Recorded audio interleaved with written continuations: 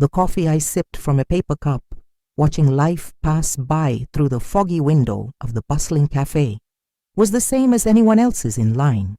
But for me, each sip was part of a silent performance, a meticulous act in the play of the ordinary. Girl, I rehearsed daily, thousands of miles from the throne awaiting me and the marriage I dreaded.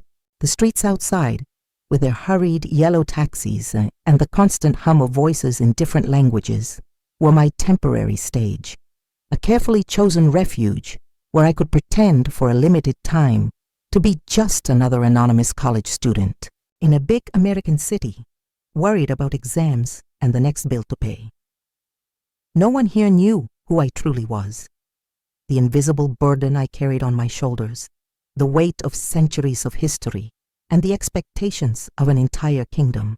Every smile I gave to classmates, every banal conversation about the weather or weekend plans was a layer of disguise, maintained with a constant effort that exhausted me inside, even if outwardly I seemed calm and integrated. My rented apartment, with its simple furniture and view of an alley filled with colorful trash cans, was the polar opposite of the grand corridors and opulent rooms where I grew up, where every move I made was watched and judged, every word measured and weighed for its political significance. The freedom I found here, the ability to walk without a constant escort, to make my own decisions about trivial things like what to eat for dinner or which route to take to class, was both intoxicating and terrifying. I knew it was just an interlude, a brief respite before duty called me back, before I had to don ceremonial robes and fulfill my long-sealed fate to marry Prince Theron. He was powerful, from a kingdom vital to mine, and the alliance would ensure the stability and prosperity my people needed, a marriage of duty, of state, with a man who was perfectly suitable in every political and social aspect, but who lacked the slightest spark to ignite anything in my heart. That was my reality, a princess living in disguise in the USA, suspended between two worlds, the weight of an unwanted future looming over me like a dark cloud on a sunny day. I wasn't searching for something or someone. I was just waiting for the inevitable, trying to savor every moment of anonymity before the crown called me back and the path of my destiny closed forever. Life felt like a pre-written script, with no room for detours, no room for surprises.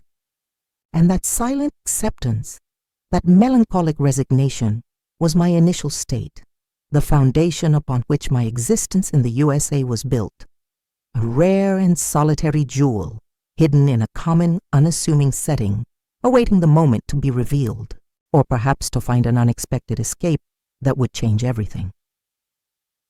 The routine continued, each day unfolding like the one before, a monotonous tapestry woven with threads of forged normalcy and the underlying weight of my royal destiny. I attended classes, drank my coffee from a paper cup, dodged chaotic traffic, and tried to convince myself that this temporary life was enough, a small oasis before plunging back into the icy formality of the court and the future beside Theron. It was a carefully contained existence, designed to go unnoticed, to avoid forming deep bonds that would make leaving even more painful. My heart was in a kind of self-imposed hibernation, shielded from any feeling that could further complicate the already intricate web of my obligations. I believed that love, the kind that sets the soul ablaze and turns the world upside down, wasn't an option for me. It was a luxury that princesses promised by treaties couldn't afford to feel. And then he appeared. It wasn't at a royal ball or a diplomatic summit, but at a modern art gallery downtown, a place I frequented in my rare moments of leisure, seeking escape in the abstract colors and shapes that seemed to mirror the complexity of my own life. I was studying an installation, lost in thoughts about the inevitability of my return and the future with Theron, when I felt a presence beside me, a stillness that stood out in the soft hum of the gallery's visitors. I turned my head, and my eyes met his. And in that instant, the air seemed to thin again, different from the first encounter Elowen experienced, but equally potent. He was a young man, with a smile that seemed to disarm any barrier, and a gaze that seemed to see through my facade of calm. He made a simple remark about the artwork, something intelligent and insightful that made me smile genuinely for the first time in a long while. There were no formal introductions, no names or titles exchanged at first, just a fluid, unexpected conversation that unfolded naturally among the artworks. We talked about what we saw, what we felt in front of those creations, and within minutes, I felt connection with this stranger that I hadn't felt with Theron in years of protocol-driven meetings. He was relaxed, authentic, and made me feel like Valéria, the person, not Princess Valéria, the future consort. Time in the gallery seemed to shrink, and when he had to leave, there was a mutual hesitation, an unspoken desire for the moment to stretch further. We exchanged contact information casually, almost as a whim of fate in the midst of my rigidly controlled life. And as he walked away, leaving me there with my heart beating in an accelerated rhythm and a feeling of surprise and delight, I knew something had fundamentally changed. The resignation that had accompanied me was replaced by a spark of hope and growing confusion. The element of change had been introduced, and with it, the dangerous possibility of a path different from the one awaiting me.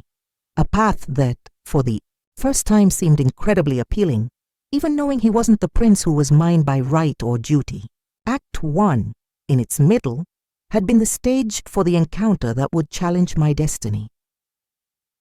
The cell phone contact exchanged at the gallery seemed like a small, innocent piece of paper in my hands, but it quickly transformed into a portal to something I didn't dare desire. Messages started arriving, light and humorous at first, evolving into longer conversations that stretched into the night, covering topics far beyond art, delving into dreams, fears, and worldviews I rarely shared with anyone, let alone someone I had just met. He had a way of listening, not just with his ears, but with a genuine attention that made me feel seen, as if the layers of princess and disguise dissolved in his presence. My heart, which I thought was in forced hibernation, began to beat a different rhythm, faster, more alive. The initial curiosity gave way to a growing fascination, and with each exchange of messages, each brief phone call, the wall I had built around my feelings began to show cracks. His suggestion for coffee that weekend wasn't a surprise, but the intensity of my reaction to the invitation was. I felt an overwhelming mix of excitement and panic. Part of me screamed to stop, to remember who I was and the future awaiting me, a future with no room for detours or unexpected connections. I thought of Theron, the weight of the alliance, the responsibility to my kingdom. But the other part of me, the one he had awakened in the gallery, desperately yearned to explore what was blossoming between us. I replied yes, a simple yes sent in a text message that seemed to carry the weight of a royal decree. And in that moment I knew I had crossed an invisible line. Agreeing to see him again outside the casual context of our first encounter was a conscious step off the predetermined path, a symbolic point of no return that sealed the new direction of my narrative. Our subsequent meetings in cozy cafes or tranquil parks cemented what the gallery had begun. I learned his name, a simple common name by American standards, but one that sounded incredibly special to me.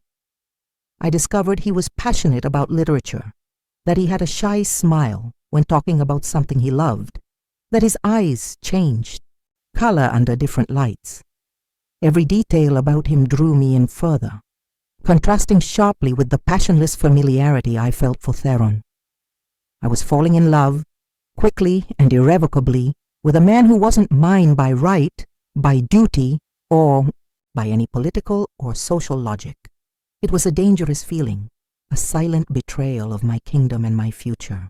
But as we walked side by side under the American sun, talking and laughing, the weight of the crown felt lighter, and the future with Theron more distant and unwanted than ever. The new direction of my life was solidified. I had chosen, with my heart beating fiercely and my mind filled with dangerous hope, to follow this unexpected path, embracing love for a prince who wasn't mine, making the conflict with my royal destiny inevitable, and defining the end of this first act with the promise of a drama that would unfold in Act 2. The step I took towards him in the gallery, that simple yes sent by text, opened the doors to a new reality, one that was both exhilarating and terrifying. Our relationship blossomed quickly, each encounter weaving a tapestry of shared moments, conspiratorial laughter, and an emotional intimacy I had never experienced. We spent hours exploring the city together, lost in conversations that seemed to unravel layers of the soul, discovering mutual passions and fears. With him, the facade of the ordinary girl fell effortlessly. I was simply Valéria, loved and accepted for who I was in that moment, without crowns or expectations weighing on my shoulders. He made me feel seen in a way no one else ever had, bringing out a lightness and joy I didn't know existed within me, overshadowed by years of duty and preparation for an unwanted future. I was deeply in love, and the intensity of that feeling was both a blessing and a curse, for I knew it belonged to a world he was entirely unaware of, and that my time here with him was finite. Despite the happiness he brought me, the reality of my other life loomed like a constant shadow. Messages from my private secretary became more frequent and insistent, reminding me of my duties and the approaching date of my return. Coded phone calls with my family brought updates on the wedding preparations with Theron, on growing expectations, on the need for my presence at important events.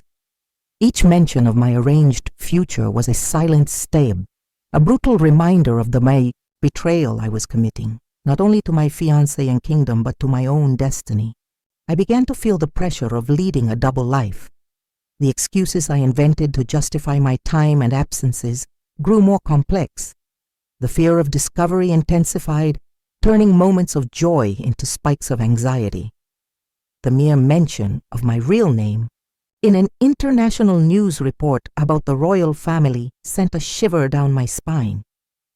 The inherent obstacles of my situation began to manifest in small but significant ways. I couldn't introduce him to certain close friends who knew the truth about me, couldn't take him to certain places, had to be constantly vigilant about what I said and did. Every lie, every omission was a brick in the wall separating our realities, and building that wall, though necessary to protect what we had, was exhausting. I was learning the cruel rules of this new narrative territory. Loving someone who wasn't mine meant living in emotional clandestinity, always on the verge of exposure, with the imminent return home representing the final deadline for our bubble. The learning was painful, but the love I felt gave me a courage I didn't know I possessed, propelling me to face the initial challenges of this forbidden life. Act 2 began with the sweetness of a blossoming love under the growing shadow of royal duty and the fear of discovery. Our bubble of secret happiness in the USA's became my sanctuary, the only place where I could breathe freely and be myself, far from the shadows of my duty and the future awaiting me. Every moment with him was precious, a vital counterpoint to the growing pressure I felt from my real world. We explored the city, discovered little hideaways that were ours alone, and deepened our connection with every conversation, every touch, every glance. I loved him with an intensity that consumed me, and the idea of leaving him, of returning to the arranged life with Theron, became more unbearable with each passing day. He was my refuge, my joy, the proof that the love I had doubted could exist for me not only existed, but was overwhelmingly real. Yet the sweet illusion of our American normalcy was under constant threat. with cracks growing ever larger in the facade I struggled to maintain. The pressure from my kingdom increased exponentially. Communications from my private secretary, once discreet, became almost daily, filled with demands and urgent reminders. The date of my return was confirmed, set for just a few weeks away, and with it, the countdown to the end of my freedom and my secret relationship. I received direct orders to reduce my unnecessary external activities and focus on preparations for the transition.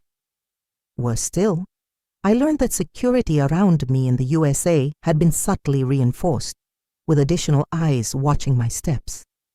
The feeling of being surveilled grew, turning simple outings with him into exercises in meticulous planning and constant anxiety. We had to be more cautious, more secretive, which added a layer of stress to our relationship, even if the complicity in clandestinity also bound us closer. Protocol demands began infiltrating my American life in ways previously unthinkable. I was forced to participate in formal video calls where Theron was present, having to maintain an appropriate expression and answer questions about my preparations, all while my heart ached with the falseness of the situation. With each interaction with my real world, the tightrope I walked over the abyss stretched further, threatening to snap. I was exhausted by the constant need to lie, to hide, to perform. The fear of discovery became palpable, a cold knot in my stomach that never fully went away. The stakes were sky high. Exposure of my relationship with him wouldn't just mean a broken heart, but an international scandal, the collapse of carefully built alliances, perhaps even serious political conflict for my kingdom. My life, his life, the future of many, all depended on my keeping the secret until the end. The intensity of the situation reached its peak. I was in the heart of the storm, desperately trying to keep my love afloat, while the waves of duty and danger threatened to overwhelm me completely, setting the stage for the final confrontation at the end of this act. The invisible tightrope on which I balanced between my two worlds was stretched to its limit, the tension threatening to tear me apart at any moment. Every second with him was a precious escape, but every second away from him was filled with the anxiety of my imminent departure and the constant fear of discovery. My excuses were running out.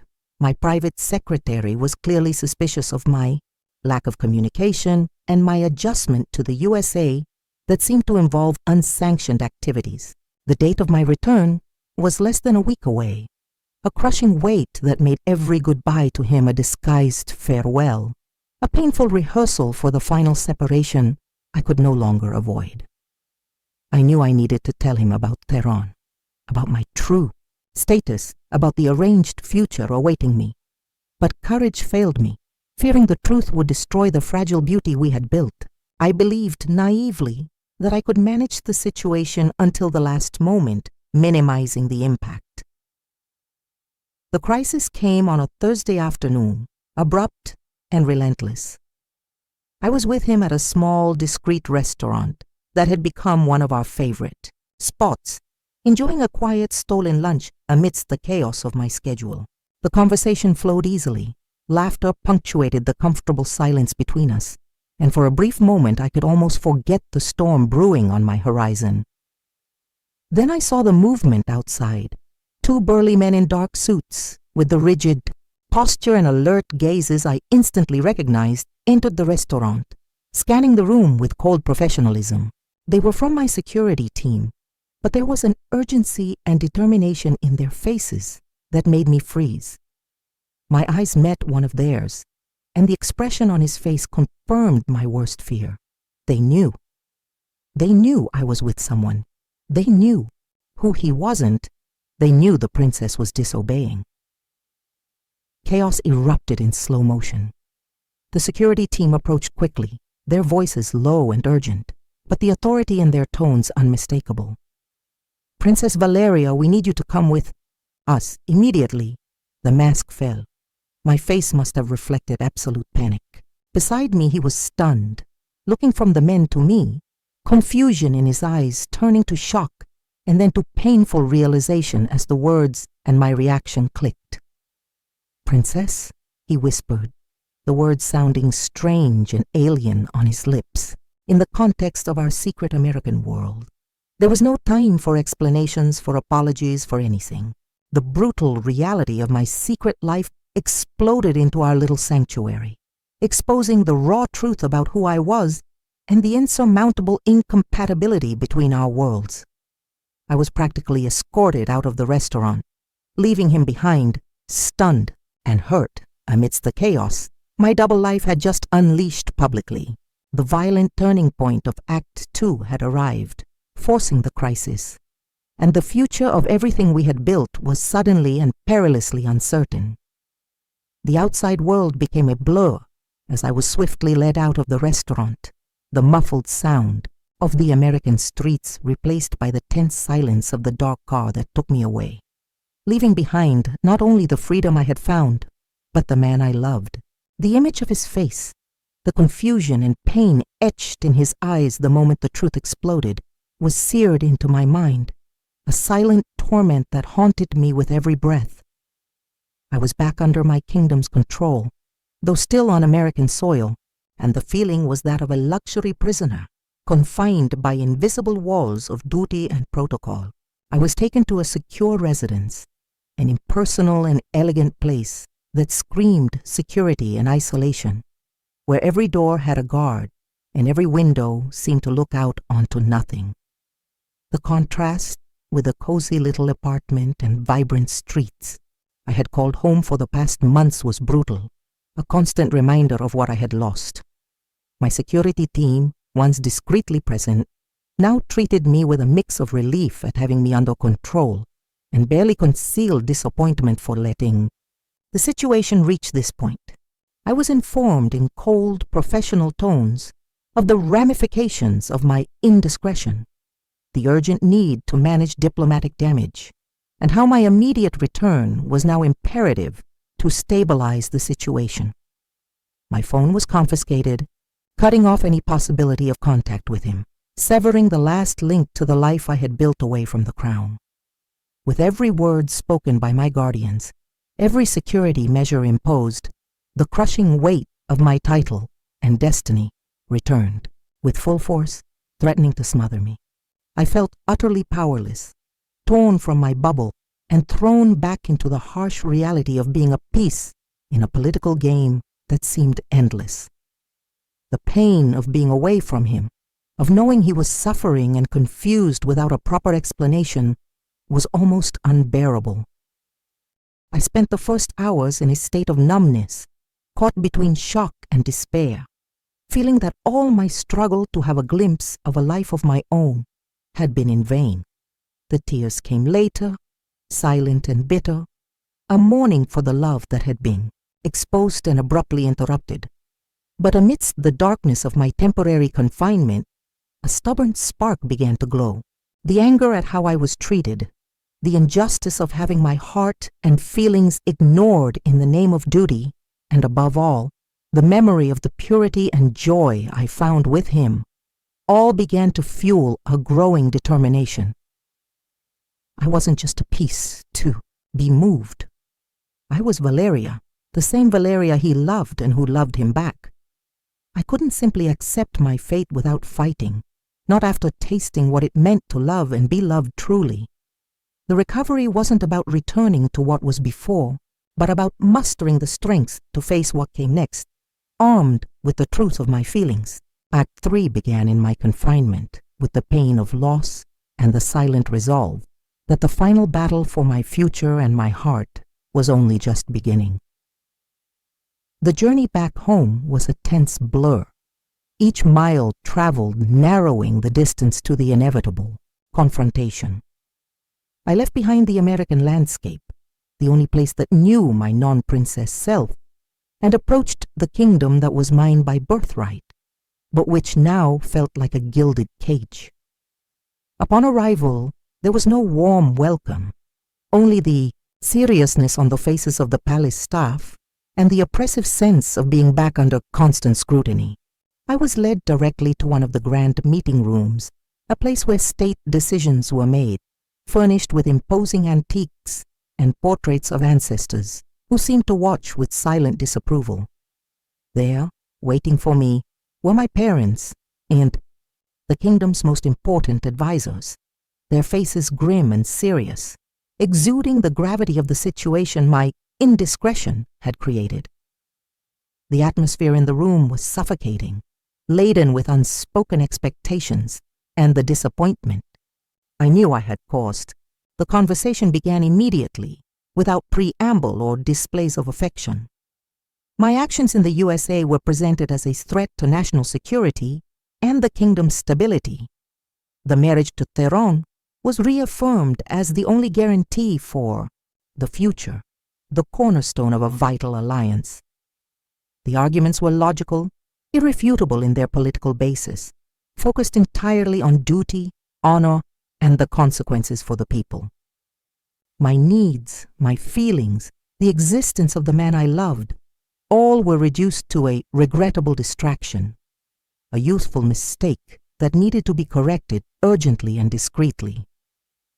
With every word spoken by my parents or advisors, the weight of my responsibility seemed to grow, threatening to choke me under the pressure of tradition and politics. My voice, initially hesitant, gained strength as I listened to their cold, calculated arguments. I spoke about him, about the love we found in the USA, about how, for the first time, I felt truly free and happy. I argued that a loveless marriage was a fragile foundation for an alliance, that the princess's happiness mattered too, that I couldn't simply turn off my feelings like a faucet. My declaration was met with shocked silence, followed by a barrage of rebuttals.